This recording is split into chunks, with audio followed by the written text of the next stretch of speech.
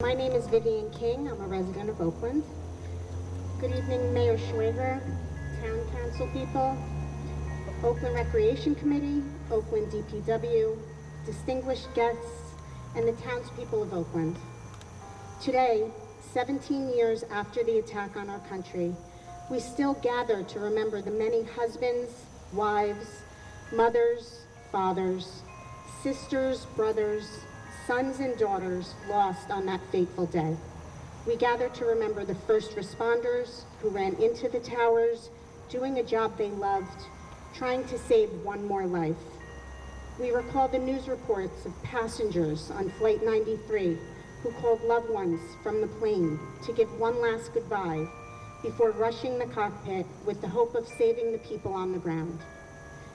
We also remember our servicemen and women who went to work at the Pentagon and sadly did not return home. Today, we gather to place a memorial to those lost on that day, and we are touched that the Port Authority of New Jersey and New York have entrusted us with a piece of steel from the World Trade Center. This memorial symbolizes the resilience of our friends, neighbors, and family members who continue to work to keep the memory of those lost alive. I'd like to take a moment to thank the Port Authority of New York and New Jersey for this beautiful donation, the DPW for their work on the monument, Andy Haas for the design and construction of the monument, and the American Legion for placing the monument in Veterans Park. We will begin tonight's ceremony with the invocation from Father Thomas Lipnicki of OLPH.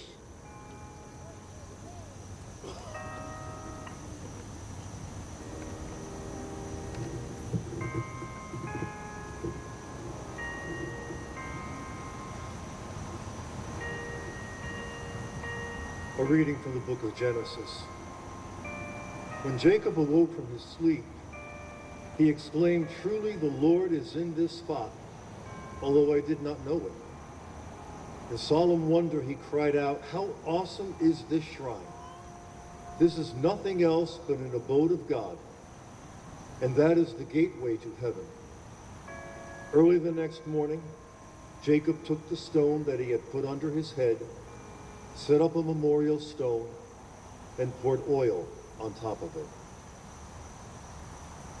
God, Father, Yahweh, Jehovah, Great Spirit, Elohim, Creator, Higher Power, Allah, you who are and forever will be.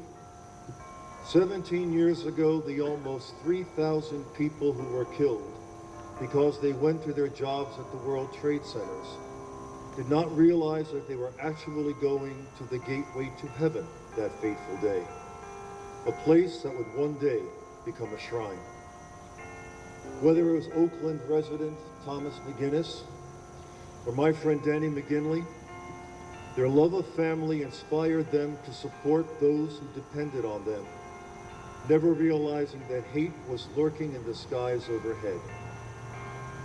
Little did the terrorists above know that on the ground below, there would be thousands of responders whose love of neighbor would inspire them not to flee, but to purposely run into harm's way. Light shone in the darkness, and the darkness did not overcome it. We mourn the death of each of our sisters and brothers who perished that day, and we continue to hold them up to your divine light and entrust them to your merciful and overwhelming love. We bleed with their families whose hearts were irreparably broken in those 4 moments of madness. We bless the courage and dedication of all rescue workers who paid the ultimate price by selflessly giving of themselves in their efforts to help, to heal, and to seek those who were lost. In the midst of what was one of the darkest days in America's history, we praise the unprecedented outpouring of love, encouragement, prayer, and support of countless police officers, firefighters, medical personnel, and ordinary people that continues to remind us of the goodness the generosity, and the determination of the human spirit. Everyone recognizes the sacred, be it sacred space, sacred time, or sacred meeting. This is sacred time for all of us here in Oakland as we dedicate a sacred place that has sacred meaning. Jacob said that the shrine he established was awesome, that it was the abode of God. Objects are not revered because of what they are in themselves, but because they point to or symbolize something beyond what we can see. Thus it is that we look at this memorial, merely steel and granite, but for us it points to and symbolizes so much more. It is sacred because somehow almost 3,000 souls are present here, those we knew and those we never met. It is sacred because this steel once housed many people, but now it symbolizes the strength of the American spirit, the resolve to never bend under the forces of evil. It is sacred because the granite that surrounds and supports it points to the solid rock of faith we have both in God and one another as we walk hand in hand and arm in arm, prepared to face and to overcome whatever the future may hold in store. With Jacob we say, God, remain with us and protect us on our journey. We pray this in your holy name. Amen. I'd like to bring up the Oakland Boy Scouts Troop 369 with the presentation of the flag and the national anthem sung by Alexis Trainor.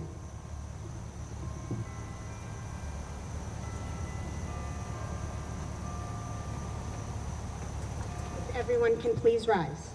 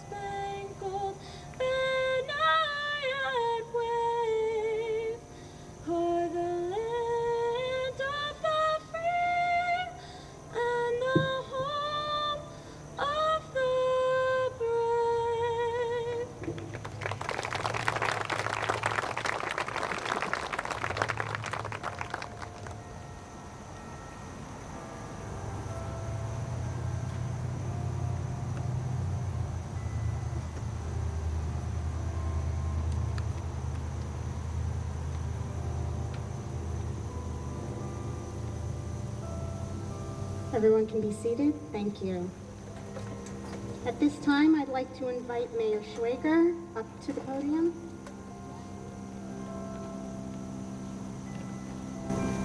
Thank you all for coming out today and for the family. Thank you to Mike, where's Mike, for organizing this, and Vivian. I remember when Mike first approached me about the possibility of getting the piece of steel, and he just persevered You are incredible, Mike, and to the Recreation Commission and Vivian, thank you for organizing and rearranging the scheduling. I thank you for coordinating everything just so. We can never forget what happened, and hopefully we will be better because of it. I thank you to our councilmen who are here tonight, and to our borough administrator for taking the time to stay, to our first responders. You're incredible. I thank you all for being here. We all remember, everybody remembers where they were on September 11th, 2001, when our world changed. The horror inflicted on us shall always be remembered. We lost 3,000 plus victims, and more than 6,000 volunteer and paid first responders either lost their lives or are still, and I mean still and remaining inflicted with the medical consequences of volunteering to go into the tower and to Ground Zero. However, what this event showed 17 years ago, and most importantly, is that this event showed how people come together, helping people, helping strangers, helping fellow human beings, regardless of race, gender, nationality, age, financial status, or religion. And that is so beautiful, and that's what we have to remember, and that's what we have to celebrate. It's wonderful when we could all come together in a time of need. But please think about this. Why do we have to wait for a catastrophic event for everyone to come together? Let us learn and let us celebrate life. Remember, we should all work together. Thank you, thank you, thank you to the volunteers. Thank you to the paid emergency personnel. Everyone who went there selflessly, tirelessly, and without hesitation went just to help fellow human beings. Just remember, we should never forget 9/11/01, but let us learn from that. Thank you.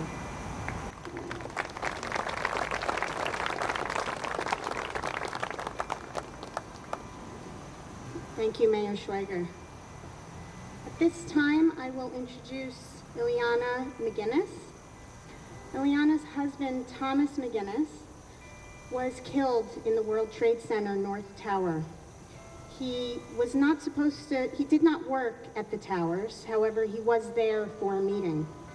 Unfortunately, he was there when the plane hit, and he left his wife and his daughter, who is now a senior in college. In reading up on Mrs. McGinnis, I found one quote that really struck a chord with me, and that was, "With all the evil in this world, the good is still there." And I feel that's something we really need to remember. Ileana is involved in many charitable organizations, such as the Julia Butterfly Foundation and Opening Act, which helps children who are sick, as well as bringing music into the schools. So without further ado, I introduce Ileana McGinnis.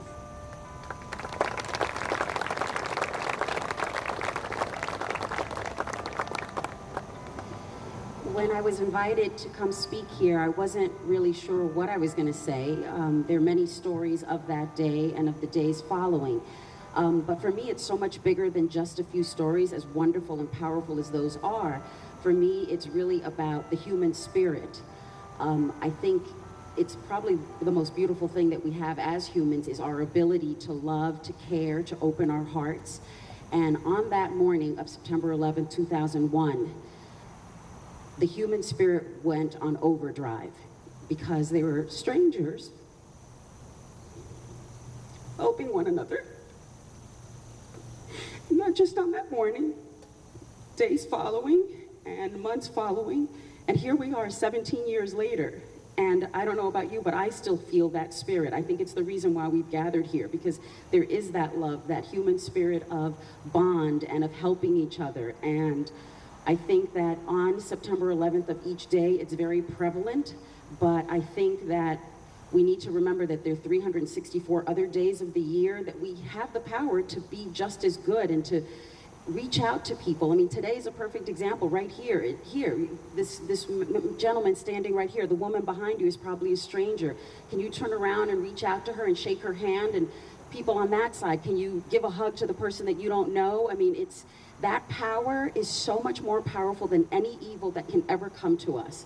And we just have to remember that and keep that in our pocket every day and use it often. So thank you for this memorial and having me here today.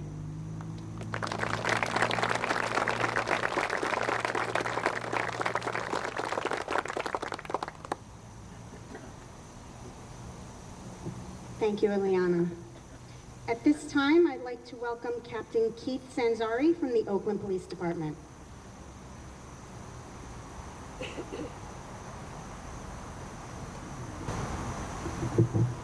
On behalf of the Oakland Police Department, I'd like to say thank you for having us here this evening for this dedication ceremony. This is a date that has significant meaning to all of law enforcement on a personal and professional level. All generations have their significant dates and occurrences, dates that will never be forgotten. We will never forget where each of us were on September 11th, 2001, and the memories of what transpired on that day will always be with us. As law enforcement, we mourn and then we learn. Whether we deal with an active shooter situation or a tragedy like 9/11, we immediately concern ourselves with after-incident reports and case studies. This is so that we can hope to prevent tragedies from ever occurring. This is so that we can, but if tragedies do occur, we will be better prepared for them. After all, our knowledge and preparation will most likely save our lives one day. And for some of us, it already has. Much of what we do as law enforcement today is because of 9/11. The training that we do, the reporting mechanisms that we follow, the level of awareness we have in our everyday work. Much of this is directed by the lessons learned from 9/11. We as law enforcement will never forget because our lives while wearing this uniform depends on the lessons 9/11 has taught us. But for us as law enforcement, we don't just apply these lessons while working. They are lessons that stay with us at all times, whether we are working or with our families. So let us honor the lives lost on 9/11, the civilians, fire personnel, law enforcement, and other first responders by taking these lessons and applying them to our daily lives in order to provide better services and for a safer community. Thank you.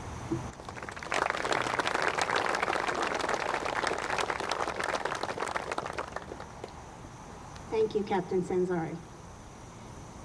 Next, I'd like to invite Chief Matt Goodrich from the Oakland First Aid Squad.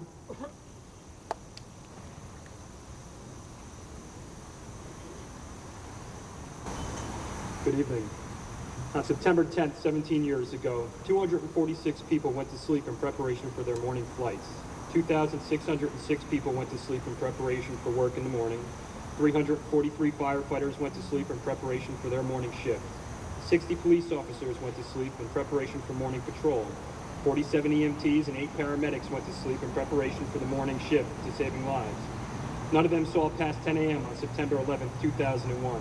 In one single moment, life may never be the same.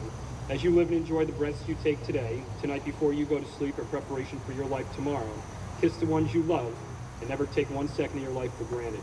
On September 11th, 2001, America changed forever. With the deadliest terrorist attack in American history, we watched ordinary people do extraordinary things. We watched volunteers race to help strangers, and here in Oakland it was no different. When called upon, the Oakland First Aid Squad sent several members to Liberty State Park along with 400 other ambulance squads, mainly volunteer, to render aid to the wounded that were being ferried across the river from Lower Manhattan. Well over 1,000 victims came across that day and were treated in New Jersey hospitals. What our members did that day and subsequent days after is no different than what they do every day here, and that is to be at their best when others are at their worst. I'm pleased to share that several of those members are here with us this evening. Bob DeBoer, Paul DiLorenzo, Vicky Castellano, Linda Greenfield, and Brian LaForgia. 3 of these members have dedicated the majority of their lives to helping others, as together Bob, Vicky, and Paul have a combined 118 years of service to Oakland and its residents. On behalf of the First Aid Squad, I'd like to thank Mike and his team from the Rec Commission on making this event possible and designing this beautiful monument that will stand here in Vets Park as a symbol to all that we will never forget the tragedy in 9/11. Thank you.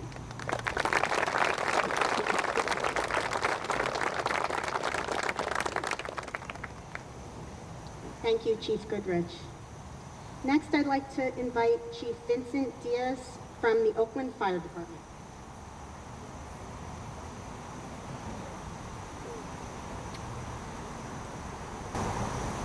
Good evening.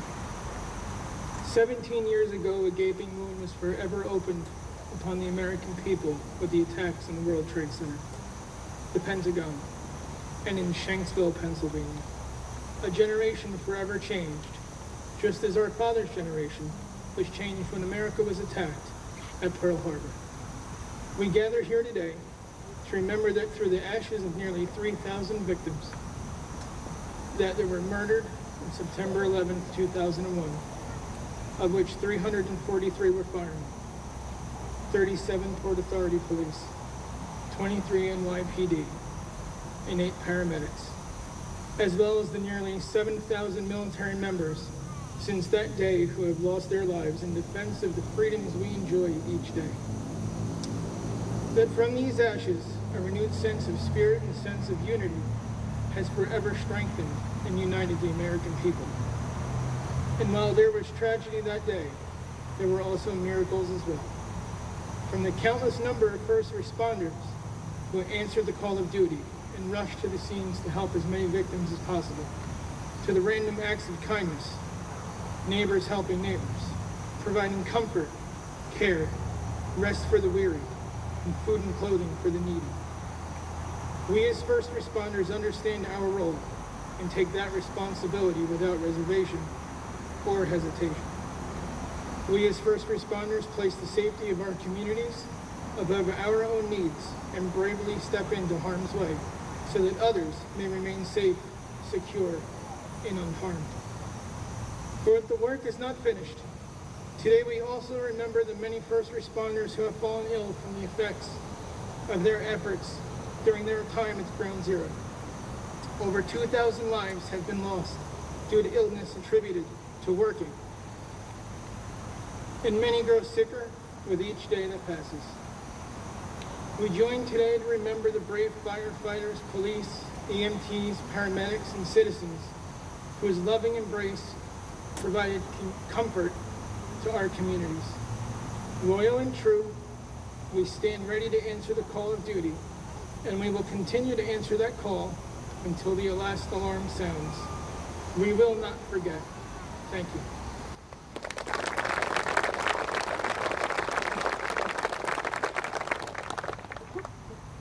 Thank you, Chief Diaz. I'd like to take this opportunity to take a moment to thank our first responders here in Oakland. We have some of the best: Oakland Fire Department, Oakland Police Department, and the fire department over there, our Oakland First Aid Squad, our Oakland Auxiliary. They really go above and beyond for our community, and I'd like to say thank you.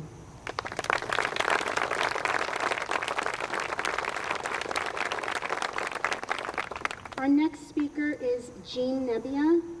Her brother was killed in the towers, and his name was Stephen Schlag. He worked for Cantor Fitzgerald. And Jean, in looking over the information when I was reading up on your brother, Jean is now a guide at the World Trade Center site, and that is just amazing to go there and speak to the community and all of the visitors. Thousands of visitors go through Ground Zero and the World Trade Center site, and to share and keep the memory alive of all of our loved ones who were lost. I just think that's amazing. Thank you.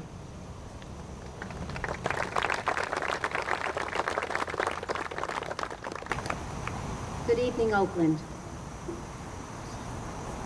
My name is Jean Nebbia, and I've been an Oakland resident for over 32 years. I've been a teacher's assistant in Oakland for nearly 20 years, and my husband and I raised our 2 children in the Oakland school system. My husband coached for 10 years in Oakland for sports recreation. On the morning of September 11th, I was teaching at Pond's Preschool, and it was the first day of school, and I was in the twos classroom. You can imagine what it was like that day with a bunch of 2-year-olds saying goodbye to their parents for the first time. There was a lot of crying. But it was also in that classroom that I had learned that the planes had hit the towers. I immediately knew it was an act of terrorists because it wasn't the first time that my family had experienced terrorism. In 1975, my uncle Frank Connor was killed at Francis Tavern in New York City by the FAL terrorists. And then in 1993, my brother Stephen survived the World Trade Center bombing. And here it was, Tuesday, September 11th, 2001. And all I could think about was my brother on the 105th floor in the North Tower. And as I was thinking of Stephen, I looked out that classroom window and I saw my husband running through the parking lot towards the school. I knew it was bad. In 1992, my brother Stephen, his wife, and infant son moved to Oakland. They rented a condo behind the Copper Tree Mall here, and they lived there for about a year before moving to Franklin Lakes. Their oldest son also went to Pond's preschool. My brother was just 41 years old. He had 3 young children. His youngest was to celebrate her 5th birthday the following week, one of many she celebrates without him. My brother loved to ski, but he loved his family most. He was a great brother, but a greater friend, and I miss him. The reason I wanted to share my history as an Oakland resident is that because as I thought about today, I'm naturally reminded of the devastation, but I'm also reminded how Oakland helped me. The community of Oakland was there for me. I received many cards from residents in Oakland that I had not even met. I had friends in Oakland who voluntarily watched my children so that I could spend time with my brother's family. I had teachers in the school system keeping an eye out on my children to make sure they were okay throughout their day. The high school principal at the time called me up and wanted to buy my brother's children's school supplies. The compassion I received from my coworkers, who were all Oakland residents, was immeasurable. They allowed me the time to process my loss. And when I went back to work, that is the place that I found hope in our children. Nothing went unnoticed. I appreciate the community of Oakland because I was continuously surrounded by acts of kindness.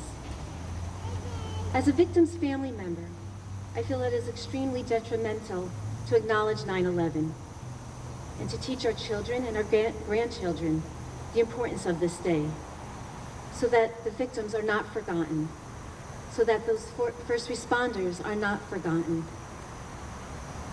that our military are not forgotten, and those who are still affected by the aftermath of 9/11, that they will not be forgotten. So when Mike called me, I was thrilled to find that Oakland was going to have a 9/11 monument. Mike, I'm very grateful to you for making this come to fruition. And I want to acknowledge and sincerely thank the mayor, DPW, and all of you behind the scenes for your diligent work. This community has come together once again to pay tribute to 9/11, and I thank you. God bless America.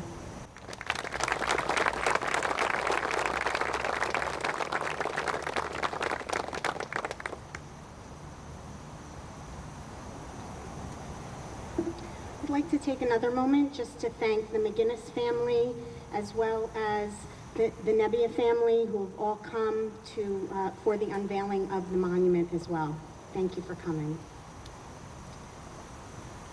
At this time, if everyone can rise, Alexis Trainor will sing God Bless America.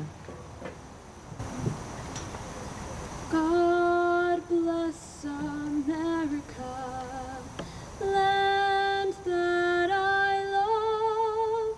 Stand beside her and guide her through the night with the light from above. From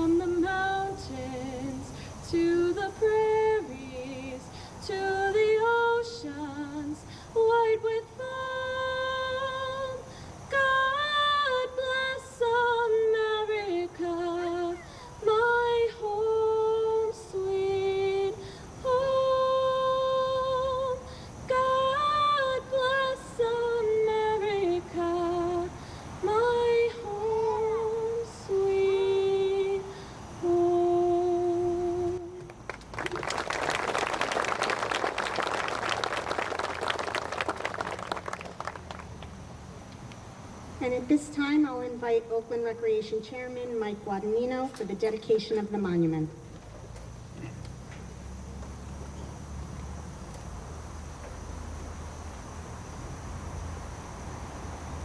Thank you, Vivian.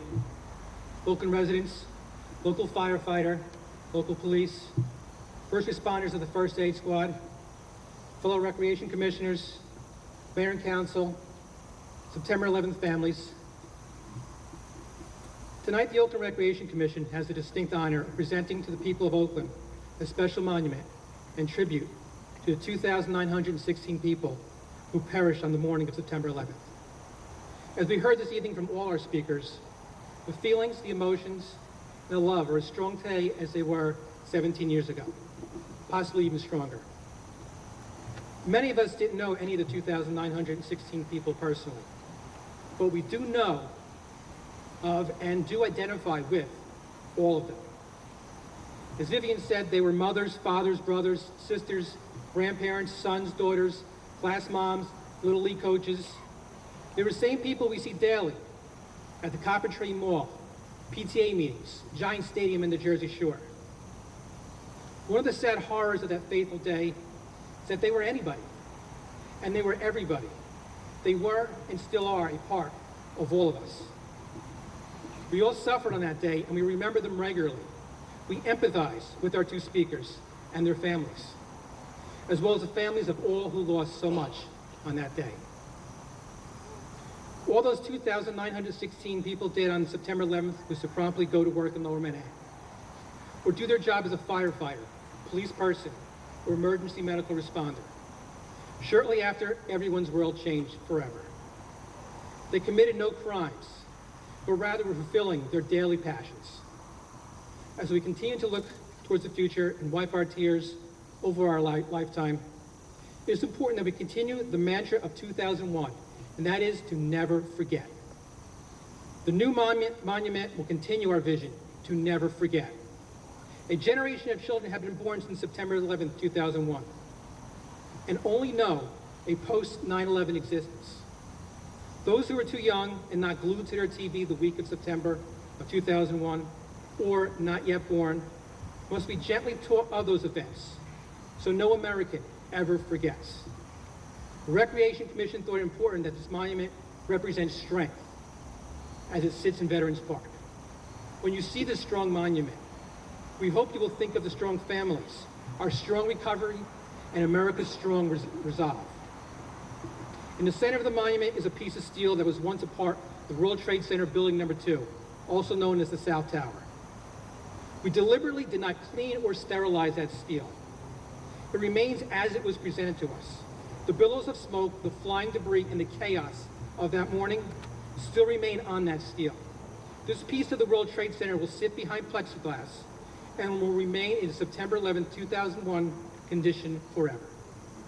The 2,000-pound granite monument that houses the gift of the Port Authority will rest here in Oakland in a perfect location chosen with the help of Oakland's DPW. Thank you to my fellow recreation commissioners, to the governing body, and to the families who lost so much. We are all honored to do our small part to celebrate the lives of those who lived, and to remember so we will never forget. Thank you.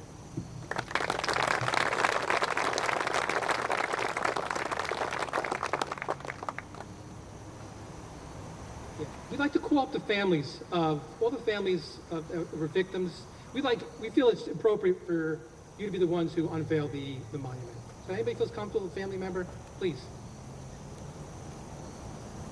I don't know if Jimmy needs to help.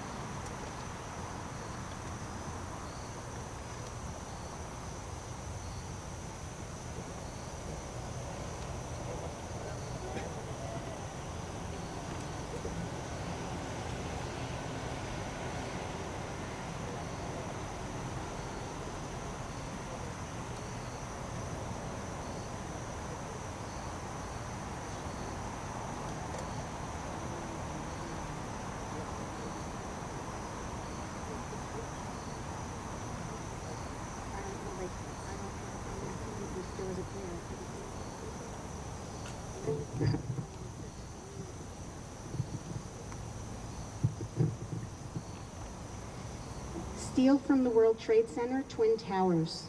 Our community enjoys a strong connection to Manhattan. The horrific attacks of September 11, 2001 deeply affected our families, friends, and neighbors. Let this piece of steel from those hallowed grounds be a reminder that Oakland will never forget.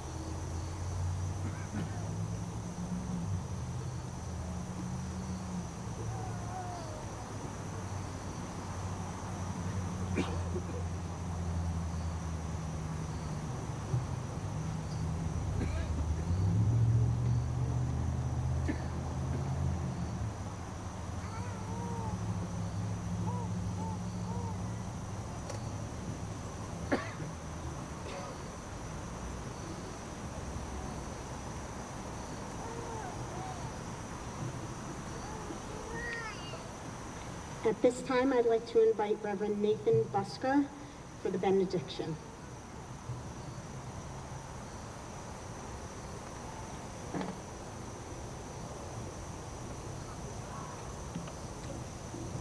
Would you please stand? Tonight we have spoken about remembering and the importance of remembering. And we have remembered those who lost their lives. But it's also important that we remember that 17 years ago, there were people who chose evil. They chose to do evil using aluminum and steel as weapons to cause death and destruction. Tonight, we have a choice to remember, but also a choice to act. May God grant us the courage to turn steel into tools of opportunity, that we may build up one another in a spirit of reconciliation, with actions of love, and the bonds of peace. Amen.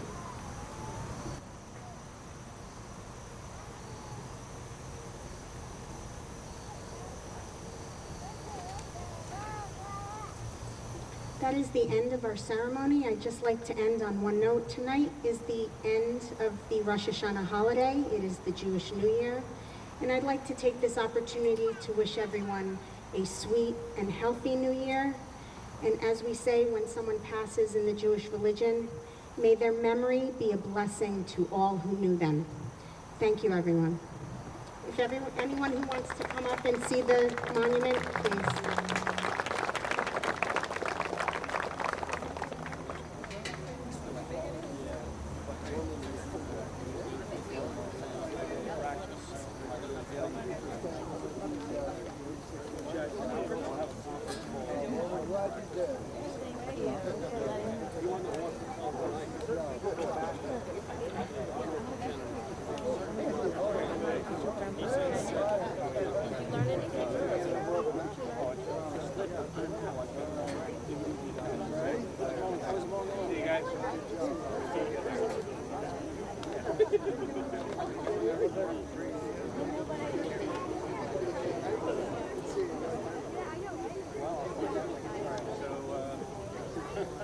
What's he gonna do, call us?